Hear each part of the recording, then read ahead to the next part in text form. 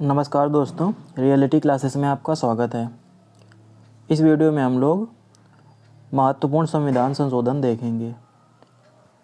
Polity के section में काफ़ी इम्पोर्टेंट पार्ट है ये। आप किसी भी एग्ज़ाम की तैयारी कर रहे हैं उसमें संविधान संशोधन से क्वेश्चन पूछे जाने के चांस काफ़ी रहते हैं। लगभग 25 संविधान संशोधन हम लोग यहाँ पे देखेंगे। इतने आप कर लीजिए, आपके सभी वनडे एग्ज़ाम्स के लिए ये सफिशिएंट होंगे। तो सबसे पहले हम लोग जो पहला कॉन्स्टिट्यूशन अमेंडमेंट एक्ट है, यहाँ पे मैंने जो संविधान संशोधन है ना उसको CAA से लिखा है, मतलब कॉन्स्टिट्यूशन अमेंडमेंट एक्ट। सबसे पहले क्या होता है कि यदि संविधान संशोधन करना होता है तो सरकार पहले बिल लेके आती है, उसको CAB कॉन्स्टिट्यूशन अमेंडमेंट बिल बोलते हैं। और जब वो संसद के दोनों सदनों राज्यसभा लोकसभा से पास हो जाता है, उसके बाद राष्ट्रपति के हस्ताक्षर हो जाते हैं तो वो बिल एक्ट बन जाता है। तो बिल और एक्ट में ये फ़र्क है। तो यहाँ पे जो पहला कॉन्स्टिट्यूशन अमेंडमेंट एक्ट है 1951 में हुआ था। इसमें आपको 2 ही पॉइंट याद रखने हैं कि संविधान में 9वीं अनुसूची जोड़ी गई थी। जब संविधान बना था उस समय संविधान में 8 अनुसूचियाँ थीं। अनुसूचियों को इंग्लिश में शेड्यूल बोलते हैं, SCHEDULE। और जो 9वां अनुसूची जोड़ी गई थी उसमें कुछ विषय जो ऐड करने का अधिकार सरकार को दिया गया था, जिससे उस अनुसूची में जो कोर्ट है वो हस्तक्षेप नहीं कर सकता। लेकिन बाद में कोर्ट ने बोला कि इस अनुसूची में भी जो सब्जेक्ट रखे गए हैं उस पर जो कोर्ट है वो हस्तक्षेप कर सकता है कि वो संविधान के दायरे में हैं कि नहीं हैं। तो 9वीं अनुसूची जोड़ी गई और इसमें उस समय भूमि सुधारों को रखा गया कि सरकार को भूमि अधिग्रहण में दिक्कत आ रही थी, तो सरकार ने नई अनुसूची बनाई थी। अगला देखते हैं 9वां कॉन्स्टिट्यूशन अमेंडमेंट एक्ट। 9वां संविधान संशोधन 1960 में आया था और ये बेरूबारी यूनियन पश्चिम बंगाल का एक एरिया है, उसको पाकिस्तान को दिया गया था। तो पाकिस्तान उस समय पूर्वी पाकिस्तान और पश्चिम पाकिस्तान 2 था ना, तो जो अब बांग्लादेश बन गया है वो पूर्वी पाकिस्तान था, तो उसको दे दिया गया था ये। अगला है 21वां संविधान संशोधन अधिनियम 1967 में। तो इसमें 8वीं अनुसूची में सिंधी भाषा को जोड़ा गया। तो जो संविधान में 8वीं अनुसूची है उसमें संविधान में ऑफिशियल लैंग्वेज हैं जो उनको रखा गया है। तो जब संविधान बना था उस समय जो ऑफिशियल लैंग्वेज थी वो 14 थी। बाद में जोड़ के टोटल अब 22 हो गई हैं। तो सिंधी भाषा को 8वीं अनुसूची में जोड़ा गया था 21वें संविधान संशोधन अधिनियम से।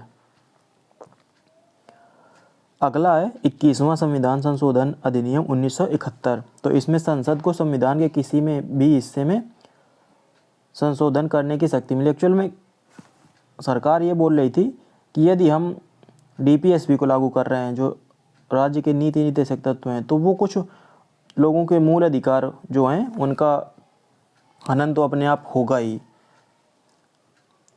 तो इसके लिए ये 24वां संविधान संशोधन अधिनियम लाया गया था कि ज़्यादा लोगों के अधिकारों की रक्षा के लिए यदि कुछ लोगों का अधिकार का हनन भी होता है, मतलब बेसिक फंडामेंटल राइट्स में 20-21 के अलावा वो भी आगे देखेंगे, तो सरकार उसको लागू कर सकती है। चलिए अगला है 36 कॉन्स्टिट्यूशन अमेंडमेंट एक्ट 1975 में आया। तो इससे जो सिक्किम था ना उसको पूर्ण राज्य का दर्जा मिला। काफ़ी इंपॉर्टेंट है, डायरेक्ट क्वेश्चन आएगा कि सिक्किम को किस संविधान संशोधन अधिनियम से पूर्ण राज्य का दर्जा मिला। तो वो 36वां संविधान संशोधन अधिनियम 1975। अगला है 42वां संविधान संशोधन अधिनियम 1976। इसको मिनी कॉन्स्टिट्यूशन भी बोला जाता है। यहाँ पे पहले मैंने लिख दिया है। एक्चुअल में इस संविधान संशोधन अधिनियम से बहुत सारे नए प्रावधान जोड़े गए थे संविधान में, तो इसको मिनी कॉन्स्टिट्यूशन बोला जाता है। तो इसमें सबसे पहले क्या किया, इसमें याद रखना है आपको 3 चीज़ें टोटल याद रखनी है। पहला है कि जो प्रस्तावना प्रियम्बल है उसमें समाजवादी, पंथ निरपेक्ष और अखंडता, ये 3 शब्द जोड़े गए थे। सोशलिस्ट और पंथ निरपेक्ष मतलब सेक्युलर, और अखंडता मतलब इंटीग्रिटी, ये 3 शब्द जोड़े गए। भाग 4 का में मूल कर्तव्य जोड़े गए। उस समय 10 थे, एक मूल कर्तव्य 11वां वो बाद में जोड़ा गया। और ये लिए कहाँ से गए हैं? रूस के संविधान से इसको अडॉप्ट किया गया है, मूल कर्तव्य को, भाग 4 का में। और ये जो सरदार स्वर्ण सिंह कमेटी थी उसकी सिफारिश पे ये बेस्ड है। मतलब सरकार ने जो सरदार स्वर्ण सिंह कमेटी बनाई थी उसने सिफारिश की थी कि यदि जो नागरिक हैं उनके मूल अधिकार हैं तो मूल कर्तव्य भी कुछ होने चाहिए, मतलब उनको देश के प्रति कुछ कर्तव्य भी निभाने चाहिए। और तीसरा याद रखना है कि राष्ट्रपति को मंत्रिपरिषद की सलाह मानने के लिए बाध्य किया गया। मतलब जो राष्ट्रपति है वो मंत्रिपरिषद की सलाह को मानेगा। तो ये हो गया 42वां संविधान संशोधन अधिनियम 1976। इतनी चीज़ें आपको याद रखनी है। ज़्यादा आप मटेरियल यदि कलेक्ट करेंगे तो रिकॉल करने में दिक्कत होगी। अगला है 44वां संविधान संशोधन अधिनियम 1978 का। इसमें संपत्ति के अधिकार को मूल अधिकार से हटा दिया गया था। कई बार क्वेश्चन पूछ चुका है कि संपत्ति के जो अधिकार है ना उसको किस संविधान संशोधन अधिनियम से मूल अधिकार से हटा दिया गया, तो उसको 44वें संविधान संशोधन अधिनियम से हटा दिया गया था। अब ये अनुच्छेद 300A में मूल अधिकार नहीं है, कानूनी अधिकार है केवल अब संपत्ति का अधिकार, राइट टू प्रॉपर्टी। बहुत ही इम्पोर्टेंट पॉइंट ये है कि जो नेशनल इमरजेंसी घोषित की गई थी 1975 में, उसमें जो आंतरिक अशांति शब्द है ना उसके स्थान पे सशस्त्र विद्रोह को शामिल किया गया। कि जो इंटरनल डिस्टर्बेंस के आधार पे जो राष्ट्रीय आपातकाल उस समय घोषित किया गया था तो उसमें इंटरनल डिस्टर्बेंस शब्द को हटा दिया गया और जोड़ा गया कौन सा शब्द? सशस्त्र विद्रोह, मतलब आर्म्ड रिबेलियन। तो ये एक बेसिस रखा गया है कि इस आधार पे राष्ट्रपति आपातकाल घोषित कर सकते हैं। अब यहाँ पे देखो पॉइंट आया कि राष्ट्रीय आपातकाल के दौरान अनुच्छेद जो 20 और 21 हैं वो निलंबित इनको नहीं किया जा सकता, सस्पेंड नहीं किया जा सकता। तो जो नेशनल इमरजेंसी है उसके बाद बाकी मूल अधिकार तो सस्पेंड हो जाते हैं, लेकिन अनुच्छेद 20 और 21 है वो सस्पेंड नहीं किए जा सकते। अगला है 52वां 52 कॉन्स्टिट्यूशन अमेंडमेंट एक्ट 1985। तो इससे 10वीं अनुसूची को जोड़ा गया। 9वीं अनुसूची को जोड़ा गया था पहले वाले संविधान संशोधन अधिनियम से, अब 52वें से जोड़ा गया था 10वीं अनुसूची को। पहले 8 अनुसूची थी, अब है 12। तो 2 तो ये हो गई, 9वीं 10वीं, 11वीं 12वीं आगे आएंगे। तो यह बदल विरोधी कानून से संबंधित था। जो एंटी डिफेक्शन लॉ है ना वो इसमें 1985 में आया था। बहुत ही फेवरेट क्वेश्चन है, बहुत कई बार एग्जाम में पूछा गया है। आगे देखते हैं, इसमें अगला है 61वां जो संविधान संशोधन अधिनियम 1988 का। तो इसमें जो मतदान करने की उम्र थी ना उसको 21 वर्ष से घटाकर 18 वर्ष किया गया। बहुत इंपॉर्टेंट पॉइंट ये भी है कि किस संविधान संशोधन अधिनियम से जो मतदान वोटिंग की एज है उसको 21 वर्ष से घटाकर 18 वर्ष किया गया। ये था 61वां संविधान संशोधन अधिनियम 1988। अगला है 69 मतलब 69वां संविधान संशोधन अधिनियम 1991 का। इसमें दिल्ली को राष्ट्रीय राजधानी क्षेत्र नेशनल कैपिटल टेरिटरी NCT का दर्जा दिया गया। और जो दिल्ली थी ना उसमें 70 सदस्यीय विधानसभा का प्रावधान किया गया। तो अभी दिल्ली वैसे यूनियन टेरिटरी है, मतलब केंद्र शासित प्रदेश है, लेकिन इसमें विधानसभा भी है और विधानसभा में 70 सीटें हैं। अगला है 70वां संविधान संशोधन अधिनियम 1992। तो इसमें राष्ट्रपति के जो निर्वाचन मंडल में, मतलब जो राष्ट्रपति का चुनाव होगा उसमें दिल्ली और पुडुचेरी की विधानसभाओं के निर्वाचित सदस्यों को शामिल किया जाएगा। दिल्ली के अलावा पुडुचेरी में भी विधानसभा है, तो जो राष्ट्रपति का चुनाव होगा उसमें यहाँ इन दोनों विधानसभाओं के जो निर्वाचित प्रतिनिधि हैं, जो MLA हैं, वो भाग लेंगे। ये इसमें प्रावधान किया गया है 70वें संविधान संशोधन अधिनियम 1992 से। 1992 में अगला है 71वां संविधान संशोधन अधिनियम। तो इसमें 8वीं जो अनुसूची है उसमें कोंकणी, मणिपुरी, नेपाली ये 3 भाषाओं को जोड़ा गया। कोंकणी, मणिपुरी, नेपाली। किससे? 71वें संविधान संशोधन अधिनियम 1992 से। 1992 में 73वां और 74वां जो संविधान संशोधन अधिनियम है वो भी आया। तो जो 73वां संविधान संशोधन अधिनियम था उससे पंचायतों को संवैधानिक दर्जा दिया गया, कॉन्स्टिट्यूशनल स्टेटस दिया गया पंचायती राज व्यवस्था को।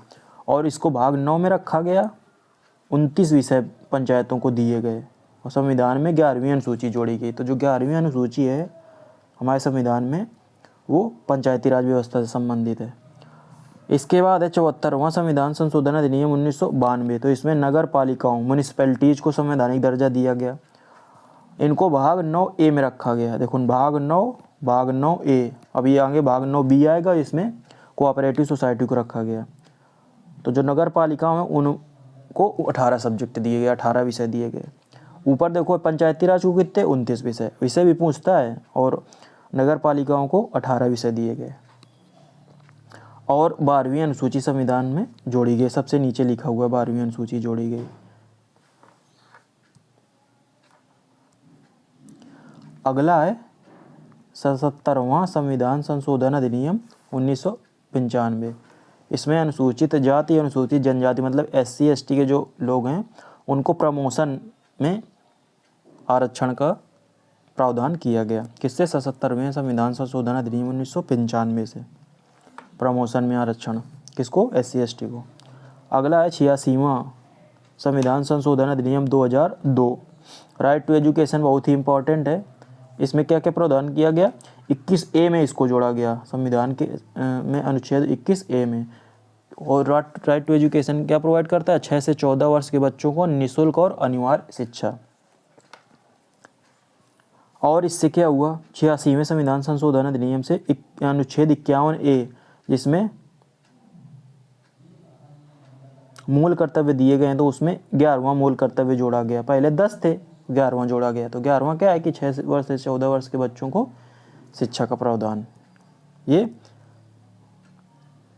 अनुच्छेद 51A में एक मूल कर्तव्य के रूप में जोड़ा गया। इसमें एक बात और आपको याद रखनी है 86वें संविधान संशोधन अधिनियम में कि अनुच्छेद 45 में जो 6 से 14 वर्ष पहले था उसकी जगह 0 से 6 वर्ष के बच्चों को पोषण व शिक्षा से जोड़ा गया। तो जो एज थी ना वो पहले 6 से 14 वर्ष के बच्चों के लिए थी, तो वहाँ पे कर दिया गया 0 से 6, क्योंकि 6 से 14 वर्ष तो कर दिया गया था अनुच्छेद 21A में राइट टू एजुकेशन में। तो अब इसको अनुच्छेद 45 जो है ना ये DPSP में है 36 to 51, ये DPSP आते हैं इसमें। अगला है 91वां जो संविधान संशोधन अधिनियम 2003 में आया। तो इसमें क्या प्रावधान किया गया? जो मंत्री परिषद है उसमें अधिकतम जो सदस्य संख्या है, चाहे वो लोकसभा हो या विधानसभा हो, वो सदस्यों का 15% तक ही हो सकता है और न्यूनतम 12 सदस्य। इसका मतलब क्या है? चलो वो समझते हैं। मतलब कि जो लोकसभा है या राज्यों की विधानसभाएं हैं उनमें जो मंत्री बनाए जाएंगे वो जितनी सीटें होंगी लोकसभा में या विधानसभा में, संबंधित विधानसभा की बात हो गई, वो 15% से ज़्यादा नहीं होगी। मतलब यदि किसी विधानसभा में 100 मान लो टोटल सदस्य हैं तो मैक्सिमम मंत्री उनमें से कितने बनाए जा सकते हैं? 15। और न्यूनतम जो है ना वो 12 रखा गया, मतलब 15% और ये न्यूनतम है 12। लेकिन दिल्ली के केस में भी अलग है। दिल्ली में ना केवल 7 ही मंत्री बनाए जा सकते हैं। बहुत सारे लोगों को पता होगा कि जो दिल्ली की विधानसभा है ना उसमें क्या प्रावधान है कि जो मंत्री बनेंगे वो ज़्यादा से ज़्यादा 7 लोगों को ही बनाया जा सकता है। अगला है 92वां संविधान संशोधन अधिनियम 2003 में आया। इसमें 8वीं अनुसूची में बोडो, डोंगरी, मैथिली और संथाली ये 4 भाषाएं जोड़ी गई। तो अब भाषाएं टोटल कितनी हो गई? 22। तो अभी वर्तमान समय में जो 8वीं अनुसूची है, मतलब 8वां जो शेड्यूल है, उसमें 22 भाषाएं हैं। 96वां जो संविधान संशोधन अधिनियम है, ये भी इम्पोर्टेंट है कि जो ओडिया है ना उसको ओडिया किया गया। भाषा है ओडिया, उड़िया बोला जाता था पहले, अब इसको ओडिया किया गया। 97वां कॉन्स्टिट्यूशन अमेंडमेंट एक्ट 2011 में आया। इसमें कोऑपरेटिव सोसाइटी बनाने का अधिकार को अनुच्छेद 19 में मूल अधिकार में जोड़ा गया और इन्हें भाग 9B में रखा गया। तो भाग 9 में है पंचायत, भाग 9A में है म्यूनिसिपैलिटी, जो भाग 9B में है कोऑपरेटिव सोसाइटीज। 97 के बाद 100वां जो संविधान संशोधन अधिनियम आया 2015 में, तो इसमें भारत और बांग्लादेश के मध्य कुछ क्षेत्र है ना, और उनके आदान प्रदान के लिए ये संविधान संशोधन किया गया। हुआ क्या था कि भारत और बांग्लादेश के बीच में बहुत लंबे समय से सीमा विवाद चल रहा था। मतलब कोई कह रहा था कि ये क्षेत्र मेरा है, मतलब ये उतना क्लियर नहीं था। तो इसीलिए गवर्नमेंट ने सीमा विवाद को सुलझाने के लिए हुआ क्या कि कुछ एरिया भारत का पाकिस्तान को दिया गया, जो सीमावर्ती एरिया, बॉर्डर एरिया है, और कुछ बांग्लादेश का एरिया भारत में आया। तो उसी को लागू करने के लिए ये 100वां संविधान संशोधन किया गया। 100 नंबर का है, याद रखने में आसानी रहेगी। अब देखते हैं 101 नंबर का जो संविधान संशोधन है 2016 में आया। ये क्या है? जीएसटी से संबंधित है। तो जीएसटी को 101 में संविधान संशोधन से लाया गया था। 101 में बस आपको जीएसटी याद रखना है। 102 2018 में है। ईयर उतना इम्पोर्टेंट नहीं है इनका, लेकिन एक नंबर याद रखना है कि 102वां जो है वो जो नेशनल कमीशन फॉर ओबीसी जो था, राष्ट्रीय पिछड़ा वर्ग आयोग, उसको संवैधानिक दर्जा दिया गया, कॉन्स्टिट्यूशनल स्टेटस दिया गया। पहले जो नेशनल कमीशन फॉर ओबीसी था उसको संवैधानिक दर्जा नहीं मिला था। जैसे नीति आयोग है ना, तो ये एक संवैधानिक संस्था नहीं है, ये इनको बोला जाता है एक्स्ट्रा कॉन्स्टिट्यूशनल बॉडी। अगला 103वां जो संविधान संशोधन है 103, वो ईडब्ल्यूएस कोटा जो 10% है दिया गया है ना, इकोनॉमिकली वीकर सेक्शंस को, जनरल कैटेगरी के अंतर्गत आने वाले लोगों को 10% कोटा दिया गया है वैकेंसीज में। तो उसकी व्यवस्था की गई थी 103। तो 103 में 3 आता है और ईडब्ल्यूएस में भी ईडब्ल्यूएस 3 आता है। इस तरह से याद रख सकते हैं। 104वां जो संविधान संशोधन अधिनियम है, इसमें विधानसभा और लोकसभा में SC ST आरक्षण को 10 वर्ष के लिए बढ़ाया गया और भारतीय एंग्लो इंडियन जो आरक्षण है उसको समाप्त किया गया। लेकिन जो ये एंग्लो इंडियन आरक्षण समाप्त कब होगा? जो नेक्स्ट, जैसे जब ये 19 के बाद जहाँ पे चुनाव विधानसभा में जैसे जैसे होते जाएंगे वहाँ से ख़त्म होता जाएगा, और जब 19 के बाद 2024 में जब लोकसभा के चुनाव होंगे तो उसमें सेंट्रल गवर्नमेंट से हट जाएगा जो एंग्लो इंडियन कोटा था। लास्ट जो है जो 105 नंबर का आपको याद रखना है, 2021 में आया कि जो राज्यों को ना ओबीसी लिस्ट बनाने का अधिकार दिया गया। मतलब राज्यों को ये अधिकार दिया गया कि उनको किस कास्ट को ओबीसी में रखना है, वो अपनी ओबीसी लिस्ट उस हिसाब से बना सकते हैं। इतने हो गए आपके साथ, 26 हैं टोटल। इतने आप संविधान संशोधन अधिनियम याद रखेंगे तो इन्हीं से क्वेश्चन आएगा, पूरा चांस है। आपको कहीं पे डाउट है तो कमेंट करके पूछ सकते हैं। चलिए मिलते हैं अगले वीडियो में, तब तक के लिए नमस्कार, धन्यवाद।